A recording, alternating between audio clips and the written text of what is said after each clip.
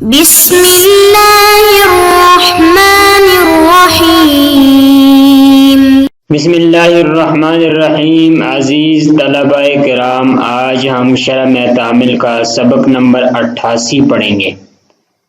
گزشتہ سبق کے اندر ہماری النوع الحادی عشرہ مکمل ہو چکی ہیں، جس میں ہم نے افعال مقاربہ کے بارے میں پڑھا تھا۔ آج ہماری النوع الثانی شروع ہونے جا رہی ہیں۔ النوع الثانی عشرہ کے اندر افعال مدح و ضم کے بارے میں بات ہوگی اور افعال مدح و ضم کے بارے میں تفصیل ہوگی۔ اب اس نوع کا خلاصہ یہ ہے کہ یہ 12ویں نوع ہے، اس کی ذات اسم ہے، تعداد میں یہ کل 4 ہیں۔ عمل ان کا یہ ہے کہ ان کے ماں بعد ایک اسم ہوتا ہے، اس اسم کو یہ رفع دیتے ہیں بنا بر فاعلیت کے۔ افعال مدح و ضم کون کون سے ہیں؟ تو ان میں کل یہ 4 الفاظ ہیں۔ 4 الفاظ میں سے 2 کا تعلق مدح کے ساتھ ہے، 2 کا تعلق ضم کے ساتھ ہے۔ مدح کا مطلب یہ ہے کہ کسی کی تعریف کرنا، کسی کی اچھی بات پر یا اس کی کسی اچھی صفت پر اس کی تعریف کرنا، اس کی کسی اچھے کام پر اس کی تعریف کرنا۔ اور ضم کا مطلب ہوتا ہے کسی کی تذمیم کرنا، کسی کی مذمت بیان کرنا، کسی کی برائی کرنا۔ تو مدح کے لیے 2 الفاظ استعمال ہوتے ہیں، نعم اور خبزہ۔ اور اسی طریقے سے ضم کے لیے 2 الفاظ استعمال ہوتے ہیں، بئس ساء۔ تو یہ کل 4 الفاظ ہیں جن کا تعلق افعال مدح و ضم کے ساتھ ہے۔ اس میں جو سب سے ایک مدح کے لیے ایک لفظ استعمال ہوتا ہے، فعل استعمال ہوتا ہے خبزہ۔ اس کا فاعل ہمیشہ ذا اسم اشارہ ہوگا، یعنی خبزہ ہمیشہ ذا اسم اشارہ کے ساتھ آئے گا، اسم اشارہ کے بغیر نہیں استعمال ہوتا ہے۔ باقی 3 کا فاعل 4 چیزوں میں سے کوئی ایک ہوگا، باقی 3 یعنی نعم، بئس، ساء، ان کا جو فاعل ہوگا وہ آگے ہم 3 چیزیں پڑھیں گے، 4 چیزیں پڑھیں گے، ان 4 چیزوں میں کوئی ایک ہوگا۔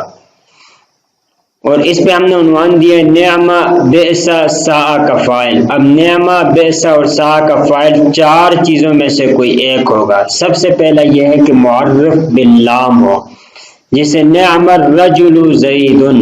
تو اب دیکھیں یہاں پر الرجل معرف باللام ہے، یعنی الرجل پر الف لام ہے، لہذا یہ نعم کا فاعل شمار ہوگا۔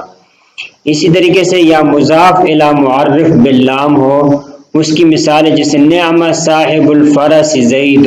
اب دیکھو یہاں الفرس معرف باللام ہے، الصاحب اس کی طرف مضاف ہو رہے ہیں، یعنی مضاف ہو رہے ہیں معرف باللام کی طرف، تو یہ نعم کا فاعل ہوگا۔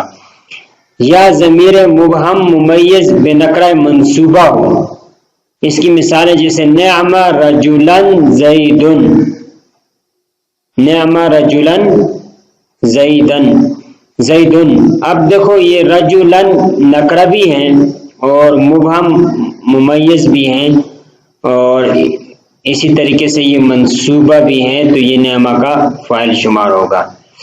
اسی طریقے سے یا ما بمانی شیئن کے ہوگا، جس ان تبدو الصدقات فنعم ما ہی، تو یہ اصل میں فنعم ما ہی ہے، فنعم ما ہی ہے، تو یہ ما الگ ہے لیکن یہاں انہوں نے ساتھ ملا کے یہاں ما جو ہے یہ شیئن کے معنی میں ہوگا۔ تو یہ جو 4 قسمیں اور 4 چیزیں ہم نے پڑھی ہیں، انہی میں سے اس کا فاعل ہوگا نعم، بئس، ساء کا، ان میں سے کوئی ایک ہوگا۔ ایک فائدہ انہوں نے یہاں ذکر کیا ہے کہ ان افعال کے بعد ایک اسم آتا ہے جو مرفوع ہونے کے ساتھ ساتھ افراد تثنیہ جمع میں موافق ہوتا ہے۔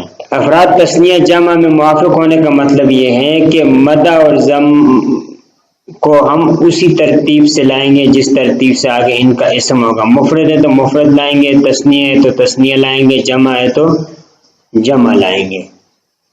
تذکیر اور تانیث میں بھی اعتبار کیا جائے گا، مذکر ہے تو مذکر اور مؤنث ہے تو مؤنث لائیں گے۔ اس کو مخصوص بالمدح، مخصوص بالضم کہا جاتا ہے، یعنی ان افعال کے بعد جو اسم آتا ہے، جو اسم ان کے موافق ہوگا افراد تثنیہ جمع میں مذکر اور مؤنث ہونے میں، تو اس اسم کو مخصوص بالمدح کہیں گے اگر مدح ہو، مدح کے بعد آئے، مخصوص بالضم کہیں گے اگر ضم کے بعد ہو۔ اسی طریقے سے ایک فائدہ انہوں نے اور ذکر کیا ہے، کبھی کبھی ما بعد اسم کو قرینے کی وجہ سے حذف کیا جاتا ہے، یعنی اگر قرینہ ہو تو ما بعد کا جو اسم ہے اس کو حذف کیا جائے گا، جسے نعم النصیر، یہاں اس میں جلالہ محذوف ہے، نعم اللہ النصیر، کہ اللہ رب العزت بہترین مددگار ہے، تو یہاں اس میں جلالہ کو حذف کر دیا گیا ہے، النصیر اس پر قرینہ ہے۔ بئس مثوى الکافرین، جہنم محذوف ہے، یہاں بئس جہنم مثوى الکافرین، کہ بہت ہی برا ٹھکانہ ہے کافروں کا، یعنی بہت ہی جہنم برا ٹھکانہ ہے کافروں کے لیے، تو قرینے کی وجہ سے اسم کو حذف کر دیا گیا۔ ایک اور فائدہ انہوں نے ذکر کیا ہے، ما بعد اسم کو مقدم بھی کیا جاتا ہے بعض اوقات، یعنی ما بعد اسم کو فعل مدح یا فعل ضم پر مقدم بھی کیا جا سکتے ہیں، جیسے ابو بکر نعم الرجل۔ اب دیکھو ابو بکر اس کو مؤخر کرنا چاہیے تھا اور نعمہ کو پہلے ذکر کرنا چاہیے تھا، لیکن یہاں انہوں نے ابو بکر کو مقدم کیا اور نعم الرجل کو مؤخر کیا ہے۔ اسی طریقے سے ایک فائدہ یہ بھی ہے، اضافی فائدہ یہ بھی ذکر کیا گیا کہ یہ چاروں افعال غیر متصرفہ ہوں گے۔ غیر متصرفہ کا مطلب یہ ہے کہ ان کی گردانیں نہیں آتی، یعنی ان میں سے صرف بئسا، سا، نعمہ، خبزا، تو اب ان کی فعل مضارع، معلوم، مجہول، امر وغیرہ کی کوئی گردانیں نہیں آتی، تو یہ چاروں کے افعال جو ہیں یہ غیر متصرفہ ہوں گے۔